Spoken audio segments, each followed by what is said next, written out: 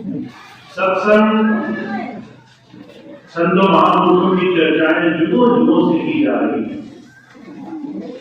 कुछ भी ऐसा नया नहीं है जो आप नहीं जानते, और हमारे अंदर गुरु की बात, संतों महापुरुषों के जीवन का जो सार तत्व है, उसे उतारने में हमारे जीवन में बहुत देर लग जाती है। संत हमें संसार, शरीर, इस जीवन के तमाम भौतिक चीजों की तरफ नहीं जोड़ते। वो आए संसार में परमात्मा की शक्ति से हमें उस परमात्मा की धारा का अनुभव कराना। और महाराज जी कहा करते थे, हम मनुष्यों को कई बार ये भूल हो जाती है, हम सोचते हैं संत कोई साधारण मनुष्य शरीर धारण करा हुआ एक साधारण सा इंसान है। जितना हम गुरु के नजदीक रहते हैं, जितना हम उसे शरीर रूप में संसार की चीजें करते हुए देखते हैं, उतना ही संसार की मदद से, दुनिया की दृष्टि से उसे पढ़ते हैं, उतना ही हम उसे सांसारिक पुरुष मान बैठते हैं। और हमारे जीवन में हम सब के अंदर जो प्रभु धारा है, जिससे जुड़ने से ये जीवन इस स्थूल शरीर, इस मनुष्य शरीर से आजाद होता है, उस कर्म काल संस्था का वो मालिक है। वो संसार में हर एक जीव को इस जीवन की सार्थकता से जोड़ने के लिए आया है, और वो इस भूल में ना रहे कि संत का काम संसार में किसी के करने से होता है। हम और आप सब निमित्त हैं, हम गुरु का कोई काम नहीं कर सकते। हम संत के किसी काम को न बढ़ा सकते हैं, न घटा सकते हैं। हमसे वो काम लेता है, हमें श्रेय देता है, हमें कई बार अपने साथ जोड़ करके हमें दुनिया में इस मकाम पे पहुंचा देता है। हमें लगता है हमने इतना किया होगा तो ये काम नहीं होगा, हमने हाथ में लगाया होता तो ये काम नहीं करता। पर क्या गवाह है, संत महापुरुष आए हैं, उन्होंने धूल मट्टी से काम निकाला है। उन्होंने बीज और बेसार जगहों पर, उन्होंने ऐसे ऐसे स्थानों पर जहां कोई मुझे मानने वाला नहीं था, वहां उस राम नाम की अलग लगाई। इसीलिए जब जब हम संसार में सिर्फ मन बुद्धि के घाट से चीजों को परखेंगे, तब तब हमें संसार में सिर्फ भुलावा होगा। हमारे जीवन का ये जीवन उदाहरण है, हमने पिछले कुछ वर्षों में देख लिया, जिन्होंने सिर्फ बाहरी रूप में गुरु को समझा, गुरु को बाहरी रूप से जानने की कोशिश करी, जरा सा स्वांग, जरा सा छल, जरा सा संसार की गति हमारी बुद्धि, हमारे मन से अलग हुई तो हम उसे समझ नहीं पाए। हम संसार में मन बुद्धि के घाट पर भटक गए। तरह तरह से हमने अलग अलग साधन बना करके ये जानने की कोशिश करी कि हम उनको उनसे बेहतर जानते हैं। कई बार लोग मेरे पास आते हैं, आकर कहते हैं भैया जी आप ये काम कर रहे हो, स्वामी जी भी ये काम नहीं करते थे। हम कहते हैं तुम भी तो स्वामी जी के सामने जैसे नहीं रहे, जब तुम उनके सामने थे तब तुम्हारी अवस्था कुछ और थी, अब तुम मेरे सामने हो, तुम्हारी अवस्था कुछ और है। जब तुम किसी और तरीके से सुनते थे, अब तुम किसी और तरीके से सुनोगे।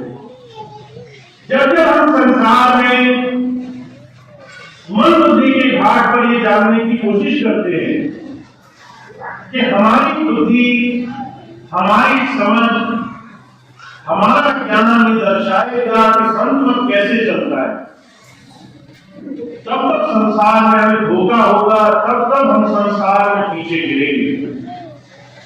इसलिए कभी इस बात को आप मन बुद्धि से मत करो।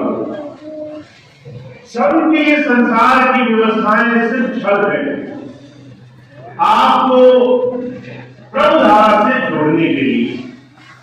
कोई सेवा से मान जाता है, कोई सत्संग से मान जाता है, कोई भजन सिमरन से मानता है, कोई सिर्फ दर्शन देने से मानता है। हर एक इंसान की अवस्था दूसरे इंसान की हालत, उसकी स्थिति, उसकी परिस्थिति से बड़ी अलग होती है, और ये बात हम और आप नहीं देख सकते। महाराज जी कहा करते थे, जैसे बाहर शरीर को देखकर अंदर के मन से नहीं पता चलता, ऐसे किसी इंसान को देख करके उसका भाव कहाँ टिका है, कहाँ वो रुका हुआ है, कहाँ उसको आगे तरक्की मिलनी है, ये भी हम बाहर से नहीं कर सकते। बस सिर्फ एक ही नजर से संसार को परखना, ये एक ऐसी बड़ी भारी भूल है जिससे संसार में सब धोखा खा रहे हैं। तो जब महापुरुष आए, उन्होंने एक ही बात पर जोर दिया है, बाहर से संत मत को परखा नहीं जा सकता, दुनियावी स्तर से नहीं जाना जा सकता कौन कितना सेवा में, कौन कितना भाव में, कितना भक्ति में लगा है।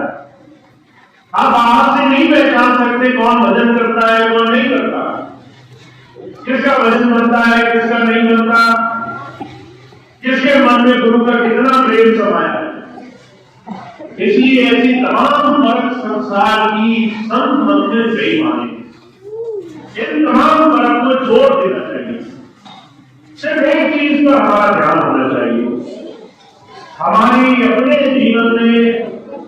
अपने जीवन को आगे बढ़ाने के लिए क्या हम जीवन कर रहे हैं। कबीर साहब कहा करते थे, बुरा जो देखकर मैं चला, बुरा न मिला कोई, जो दिल बोला अपना मुझसे बुरा न कोई। मैं जब संसार की खामियां देखने चला तो मैंने इस चीज को समझा कि संसार से ज्यादा खामी तो मेरे जीवन में अंदर भरी हुई है।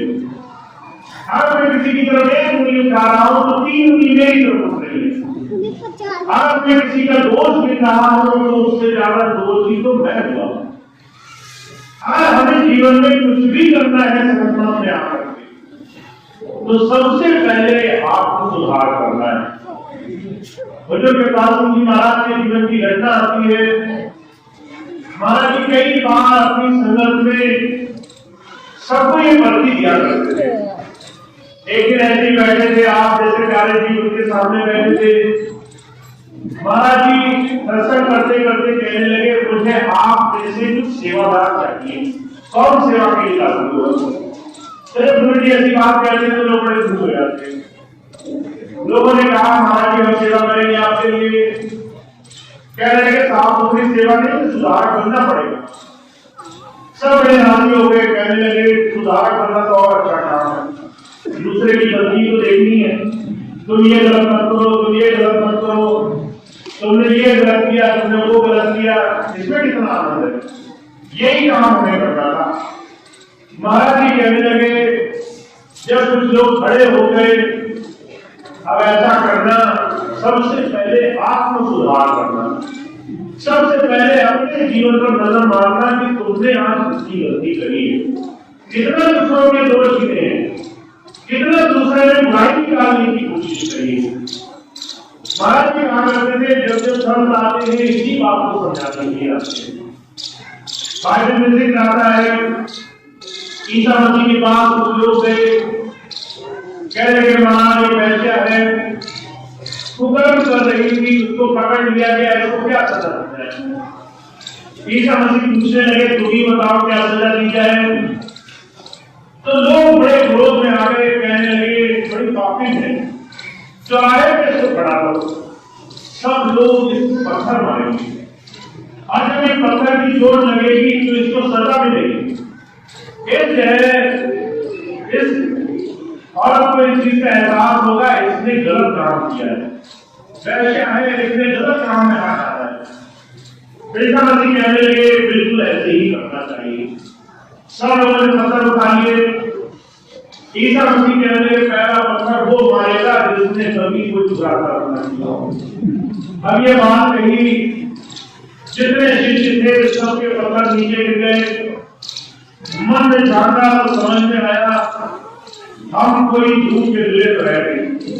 हमने कोई संसार में अच्छे कर्म तो किए नहीं, हमने संसार में हर रोज पाप कर्मों में लिप्त है। हम भी दूसरों की बुराई देख देख करके अपने जीवन में कर्मों का बोझ बढ़ा ही रहे, अपने ऊपर संसार का कष्ट बढ़ा रहे। महाराज जी कहा करते थे, एक बार एक संत से किसी ने पूछा, मुझे ये बताइए संसार में सबसे बड़ा दुख, सबसे बड़ी नादानी क्या है? तो कहने लगे सबसे बड़ी नादानी ये है, तुम्हें लग रहा है तुम दूसरे के जीवन में बुराई निकाल रहे हो और तुम इस बहाने से अपने जीवन में दुगनी चौगनी अपनी बुराइयों की बढ़ोतरी करने में लगे हुए हो। तुम कहते हो तुम दूसरे का सुधार कर रहे हो, तुम अपने बोझ बढ़ा रहे हो और तुम्हें इस पीड़ा का एहसास भी अभी नहीं हो रहा कि तुम अपने लिए कितना कर्जा और बढ़ा बढ़ा करके अपना काम मुश्किल करते जाते हो। तेरे संत आते हैं, महापुरुष आते हैं, कहते हैं मन बहुत बारीक बड़ा सूक्ष्म तरीके से हम सब कुछ चल रहा है। हम जितने यहाँ बैठे सबके अंदर कहीं न कहीं मन हर रोज चोट मारता है। और जहां तक मैं देखता हूँ हमारे सारे प्यारे सत्संगी भाई बहनों में बहुत बारीक सा सवाल लगा हुआ है, वो है गर्मी और गर्मी का। हम कहते सब है, हम उसी बात को करते हुए कई बार हिम्मत आ जाते हैं। एक बार बहन आई मेरे पास, मैं रोज कहा करता था कि भाई थोड़ी देर भजन में बैठना अनिवार्य है, भजन में जरूर बैठा करो, भजन में बैठोगे नहीं तो अंदर जुड़ोगे नहीं, अंदर गुरु से जुड़े नहीं तो अंदर से गुरु के निर्देश की दया महल को कैसे समझ पाओगे? वो तुम्हें क्या बताना चाहते हैं तुम्हें कैसे पता चलेगा? तुम इंतजार करोगे उनका टेलीफोन आए, महीने में एक बार प्रसन्न मिले, वहां सेवादार मौका दे दे तो बात करने का अवसर मिले। इतनी सारी लड़ाई जीतने के बाद जो तुम्हें एक छोटा सा मौका मिलेगा, उस एक मौके को तुम अंदर क्षण भर में पा सकते थे, सब तुमने उस रास्ते पर चलना शुरू नहीं किया। ये बात कई बार मैं बताने की कोशिश करता हूँ, अंदर जुड़ना बहुत आवश्यक है। तो एक बहन आई, कह रही भैया जी घर के गृहस्थी के बहुत सारे नियम लगे हुए, ठाकुर जी की पूजा करनी होती है, शाम को दूसरी पूजा करनी होती है, बच्चे की रोज पूजा करके एक काम में जाते हैं। मुझे सब करना पड़ता है, मैं सुबह पूजा करूँ, शाम पूजा करूँ, दिन में गृहस्थी संभालूं। मैं सोचती हूँ भजन का समय कम कर दिया जाता। मैंने उसको एक ही बात बोली, मैंने कहा एक चीज आपको गुरुजी ने बोली वही आपको कम करनी है, बाकी सारी चीजें आपकी बड़ी हुई है। संसार के काम काज बड़े हैं, दुनिया में बैठ करके दुनिया की चर्चाएं करने का समय बड़ा है। जब कोई दो लोग मिल जाते हैं तो हमें समय का अंदाजा नहीं रहता। हम सब घंटों बैठ करके दुनियादारी, मुकदमेदारी, परिवार की तरह तरह की इधर उधर की बात कर करके गुजार देते हैं।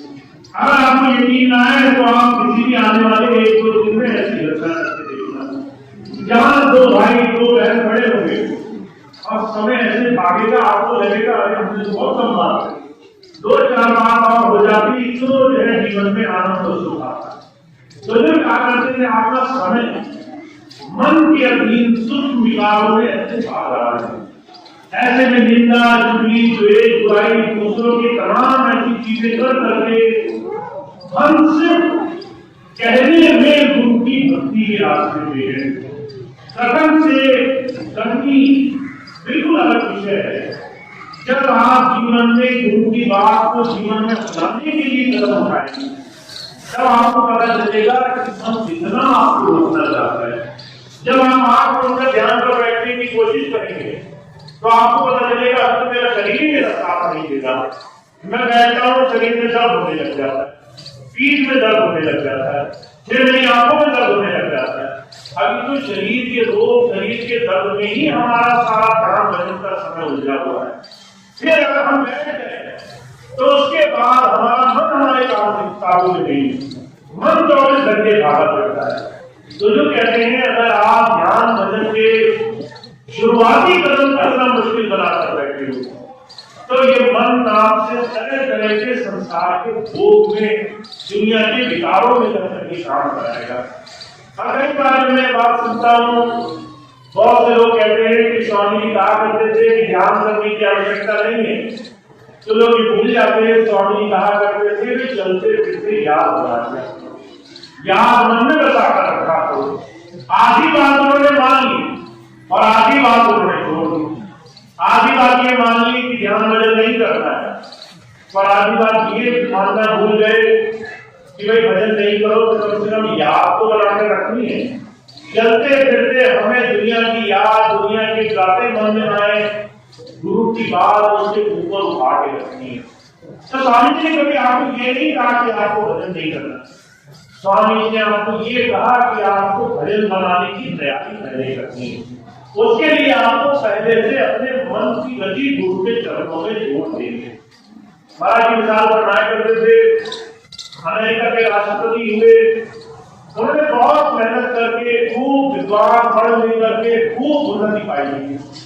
एक बार एक छोटा सा लड़का गया उनके पास, जो पढ़ लिख करके उन्हीं की दिशा में बढ़ना चाहता था। उनके पास गया, कहने लगा महाराज आपसे अगर मैं एक ही पूछना चाहूँ तो आप क्या बताओगे?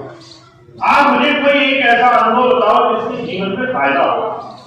तो उन्होंने एक सवाल पूछा, कहने लगे अगर कोई इसमें एक पेड़ है और ये बुढ़ानी आप में से 6 घंटे का समय दे कि 6 घंटे में तुम्हें इस पेड़ को काटना है, तो बताओ तुम क्या करोगे? तो तरह तरह से उसने जवाब दिए। जब ये बात सब उसने बोल ली कि मैं पहले से ही जोर लगाना शुरू करूंगा, खूब मेहनत करूंगा, जब वो सब बोल चुका तो जो है वो राष्ट्रपति जी बहुत बड़े लिखे विद्वान थे, कहने लगे मैं तुम्हें आसान तरीका बताता हूं, पहले 4 घंटे अपनी कुल्हाड़ी से धार लगाओ। अगर तुम्हारी धार अच्छी होगी तो 1 घंटे में कट जाएगी और 1 घंटा फिर भी तुम्हारे पास बचा रह जाएगा। अगर धार नहीं लगी हुई तो 6 घंटे कुल्हाड़ी जो है लकड़ी पर मारो, तुम्हारी लकड़ी में जरा सा भी नुक्स नहीं आने पाएगा। तो महाराज जी कहा करते थे तैयारी करना ध्यान करने से ज्यादा जरूरी है, यानी सिमरन करना, याद बनाना ध्यान करने से ही ज्यादा जरूरी है। अगर आप आधा घंटा ध्यान पर बैठते हो तो उसमें से 25 मिनट सिमरन पर ध्यान दो। वो शब्द जो गुरु ने आपको दिए वो मन में चल रहे कि नहीं चल रहे। कई बार जब आप आंखें मूंद कर बैठो और मन में तरह तरह के दुनिया के विचार, दुनिया के ख्याल आने लग जाए, इसका मतलब है आपका सिमरन सबका छूट चुका है। आप आंखें बंद करके तो बैठे हो पर आप अपना सिमरन भूल चुके हो, आप दुनिया में बैठे जा रहे हो। तो आपकी तैयारी क्या होनी चाहिए? चलते फिरते, उठते सोते जागते आपका प्रयास गुरु की याद, गुरु की तरफ ध्यान आपके जीवन में बना है, ऐसा आपका प्रयास होना चाहिए। कई बार मैं कहता हूँ बहनों को, वो घर में खाना बनाती है, मैं कहता हूँ अगर आपने गुरु का नाम सिमरन करके भोजन बना दिया तो वो भोजन अमृत बन जाएगा। अगर भाइयों ने गुरु का नाम सिमरन करके कोई काम कर दिया तो वो काम उनके जीवन में उनके कर्म भोग को बांटने का कार्य नहीं रहेगा, उनके लिए वो मुक्ति का साधन बनने लगेगा। सिमरन में ऐसी बड़ी भारी शक्ति है। सिमरन आपको मन के तमाम विषय विकारों से बचा देता है। इसीलिए जब जब महापुरुष आए उन्होंने हमें और आपको इशारा करने की कोशिश की है। कभी क्या कहते हैं, कहते कामी क्रोधी लालची इनसे भक्ति न हो, भक्ति करे कोई शूरमा जाति वर्ण कुल होए। हम आप भक्ति के मार्ग पर हैं। अब भक्ति कैसे होगी? तो कहते हैं कुछ छोड़ना होगा, कुछ जोड़ना होगा। जब आप किसी डॉक्टर के पास जाते हैं तो डॉक्टर आपसे कहता है कि ये मर्ज है, इसके इलाज के लिए कुछ परहेज है, कुछ दवाई है। आप परहेज करो नहीं, दवाई खाते जाओ तो आपको जल्दी आराम नहीं मिलता। परहेज का भी उतना ही महत्व है जितना दवाई का महत्व है। तो महाराज जी कहा करते थे गुरु मत में ये जितने भी संसार की निंदा, चुगली, द्वेष, बुराई, मैं मेरी, ये तमाम चीजें ऐसी हैं जो आपके मन को 24 घंटे विषय विकास में लगा के रखेंगे। अब इसकी परख करिए। आप आज जाइए और अगले महीने आने से पहले 1 महीने में देखिए आपका स्वभाव कैसा है। अगर कोई आपको जरा सा कुछ बुरा बोलता है तो प्रतिक्रिया कैसी है।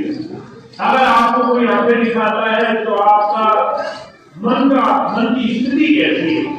अगर आपको कोई तरह की बात बोलता है तो आपके अंदर से कैसे विचार निकलते हैं।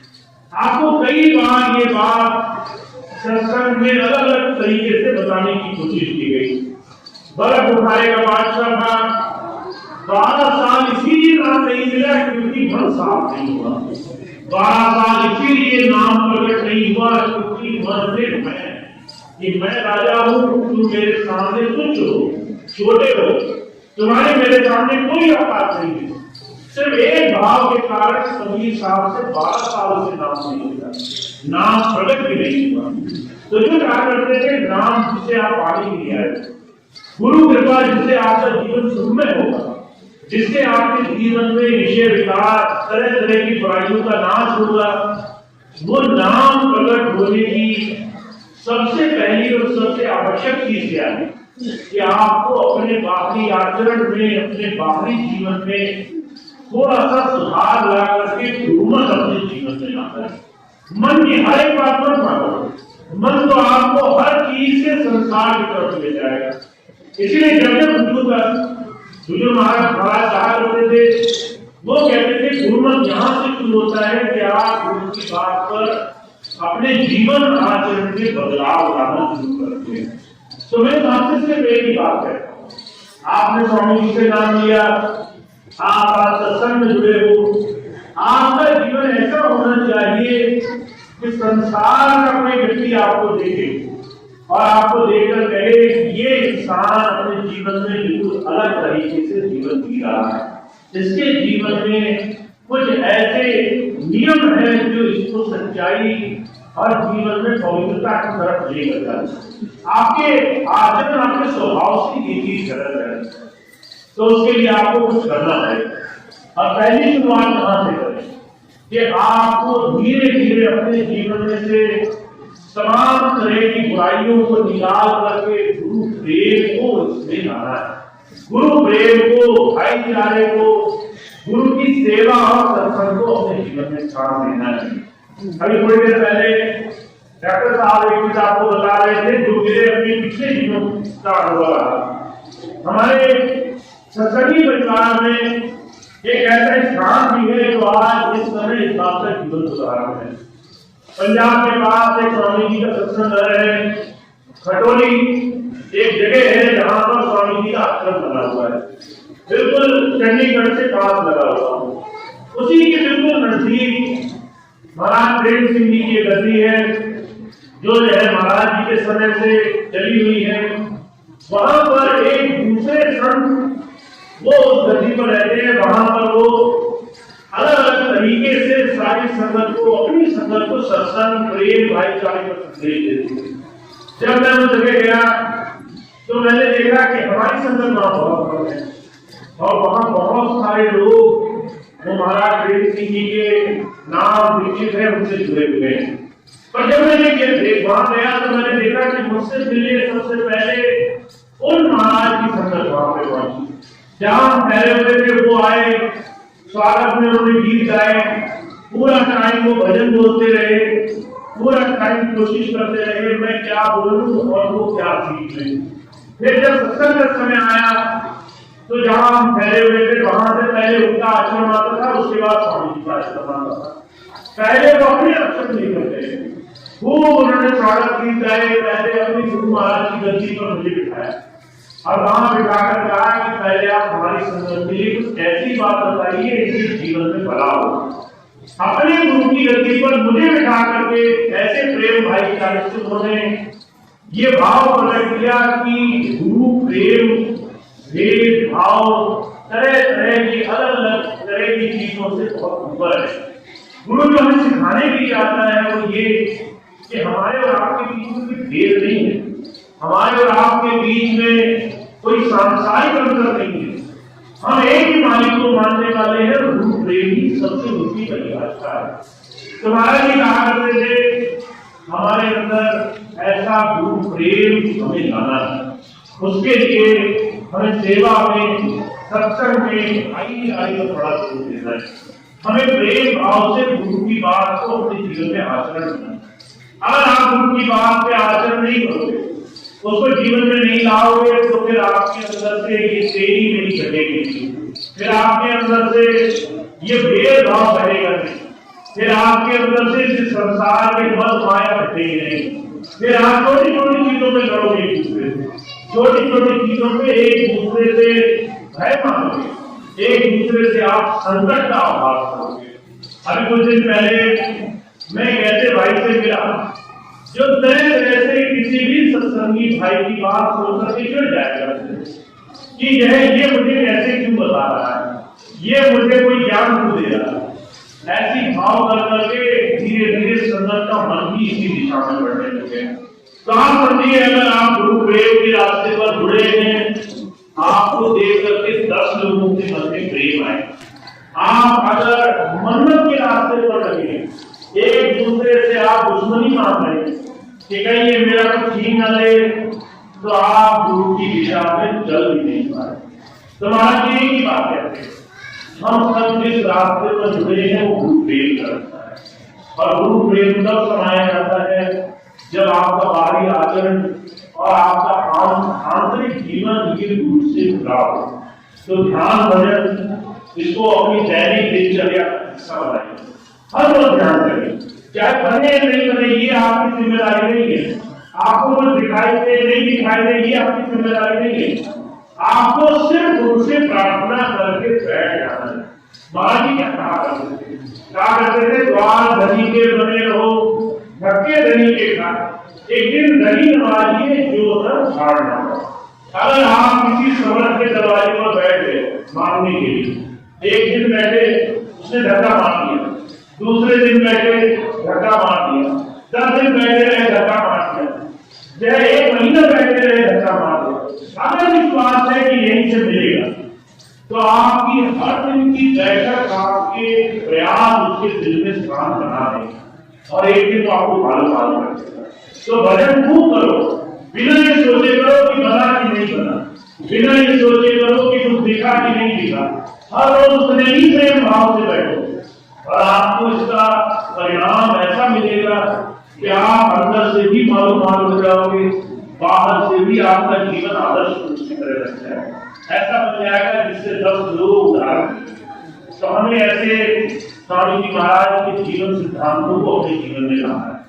और मेरा एक संकल्प है, मैं बार बार इस चीज को बोलता हूँ कि जब तक हमारा सबका रुझान गुरु जी की तरफ ना हो जाए, और आपस में ये भेदभाव, ऊंच नीच, जात पात, तरह तरह के जो भी हमारे बीच में बंधन है वो दूर ना हो जाए, हमारे मन में सबके सिर्फ ये बात न रह जाए कि हमें सिर्फ गुरु की बात पर आचरण करना है, तब तक ये जीवन में काम पूरा नहीं होगा।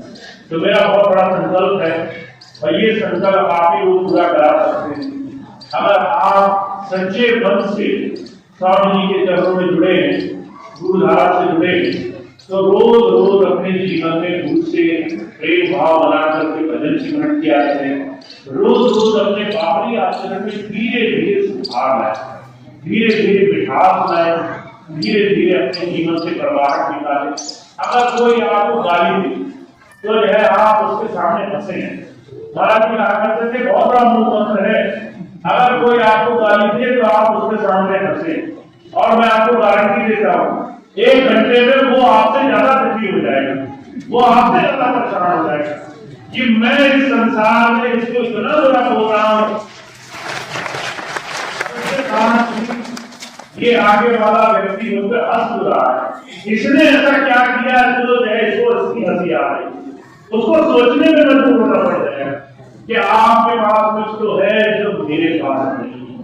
तो दूसरे तरीके अपनाओ। अगर आप एक के बदले 2 करोगे तो ये संसार खत्म हो जाएगा। अगर किसी ने एक तमाचा मारा और आप 10 लाठी लेकर उसके पीछे दौड़ोगे तो एक संसार खत्म हो जाएगा। तो हमें जो गुरु भक्ति का रास्ता मिला है, इसमें बड़े सुंदर सुंदर यंत्र दिए हुए गुरु जी ने आपको, एक बार दूसरा तरीका अपना कर देखो। आज से ही कोशिश करना, घर में पति हो, पत्नी हो, बच्चे हो, माता पिता हो, आपको जरा सा आंख दिखाया, हंस के देखना वहां से धीरे धीरे काया पलट होने लगता है। उसको सोचना पड़ेगा कि आखिर में कुछ तो यहाँ हमला कर रहा है। तो आपको अगर सही दिशा में बढ़ना है तो स्वभाव अपना आचरण बदलिए, क्योंकि समय बहुत सीमित है और इस सीमित समय में अगर हमने ये बात बना ली तो हमारे जीवन से 10 लोगों को और जीवन में सही दिशा मिलेगी, सही दिशा में आगे बढ़ने का रास्ता। तो स्वामी जी की यही बात है, हमारा जीवन गुरु भक्ति में लगे, गुरु की दिशा में बढ़े, हम अपने जीवन से लोगों को एक संदेश दे पाए कि हम गुरु के नाम से जुड़ा, हम गुरु की दया से जुड़े। तो यही बात आप सबको अपने जीवन में लानी है। मैं आपके साथ हूँ, आप इस बात की फिक्र बिल्कुल न करना। एक भैया ने बता दिया है कि पर जब समस्या आएगी तो क्या होगा, आप बिल्कुल इस बात की फिक्र मत करना। ये सारी चीजें आपके जीवन में सिर्फ लाभ आने वाली, आपको जीवन में सही दिशा में बढ़ाने वाली। तो इतनी बात हमें और आपको माननी और संकल्प लेना है। इतनी बात कहते मैं अपनी बात समाप्त करूंगा। आज का ये सत्संग एक कार्यक्रम में हम समाप्त होगा। एक दो बातें मैं आपको और बता दूं ताकि आगे आने वाले कार्यक्रम से आपको पूरी जानकारी रहे। ये है, आपने अभी सत्संग कार्यक्रम शुरू होने से पहले हमारे बहुत दूर से आए हुए डॉक्टर शैलेश जी का आपने उनका व्याख्यान सुना। ये व्याख्यान बहुत पहले राजीव दीक्षित जी भाई हुआ करते थे, वो भी किया करते थे, और एक समय पहले भी एक लहर चली थी कि कैसे हम अपने जीवन को सही दिशा में बढ़ाएं।